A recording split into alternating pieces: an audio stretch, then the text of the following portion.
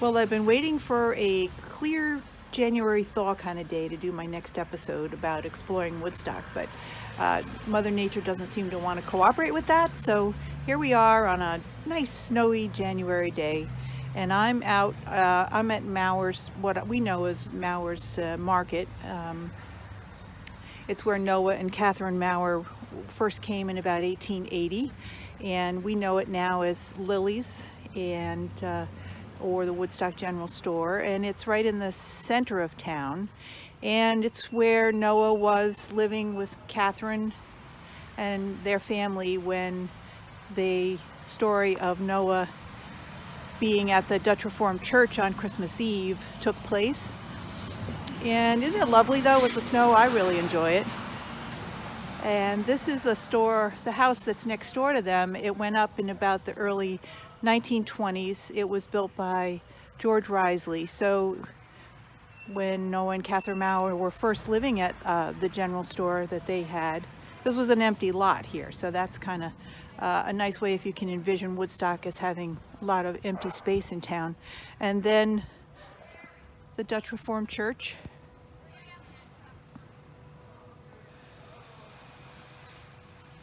So that's sort of the iconic center of town view forever. I mean, it's been photographed and painted probably just as much as Overlook. And then the last little building that we'll look at is, so Alf Evers writes about it as Edgar Snyders' house. He was an influential person in the late 1800s, mid 1800s. He was actually involved by Edgar Snyder, as part of a team that was funding the second Overlook Mountain House. And it's an important piece of architecture because the roof is said to be in the same style as what the second Overlook Mountain House was going to be. So that house is pretty fascinating. It's got a B&B in it, and it's got some shops downstairs, which is basically what happens to all the different stores in town now. And so we're going to make our way across what we call, it's a little alleyway. We're going to make sure we step down off the curb. We'll cross the street here before any more traffic comes along. Get a little bit of a view of what center of town looks like on a snowy day. This is the alleyway.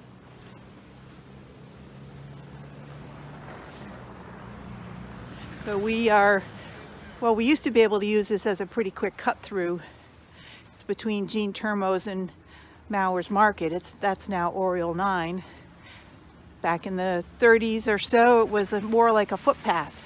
There wasn't as much traffic coming through here. And in this area was a big barn-like building where the kids used to, this is, as you may or may not know, it's a private parking lot, but Ned House is kind enough to share it with the rest of the town. But this area was all a big barn that was storage for Cousins Home Appliances. And the kids would come back here and play handball in the afternoon, which was one of the fun things that they did. And I was thinking while I was reminiscing about my time growing up, this was another spot where kids would come to, this is a sad part of Woodstock, but they'd come to shoot up or get high back here too. So, I mean, it's good, you got to talk about the good and the bad too, right? But we're walking along, and like I say, this was all a footpath, basically. Now it's a very busy parking lot. We're going to stay out of his way. It's the end of a work day, right? But imagine it as a footpath though, right? And I like to also reminisce when we get down here a little bit further, we're heading towards Deanie's Alley and Maple Lane. And this parking lot was really just a little bit of a farm field. The building that we know that's behind me here, you can see it's got the little bit of a pointed roof there. That's the Candlestock. So that was there in the 30s and the 20s, and that was a farm lot and a garden, backyard garden, and the rest was just like we say, just a narrow footpath. So So it's an easy walk for Noah and Catherine Mower to come down here to Deanie's Alley in Maple Lane, where their family then picked up this little piece of property here where we run our flea market. So this is what it looks like in the wintertime. And next time we visit, I'll tell you a little bit more why Deanie's Alley is called Deanie's Alley. So thanks for exploring Woodstock with Janine, and it was a lovely walk on a snowy day. Bye.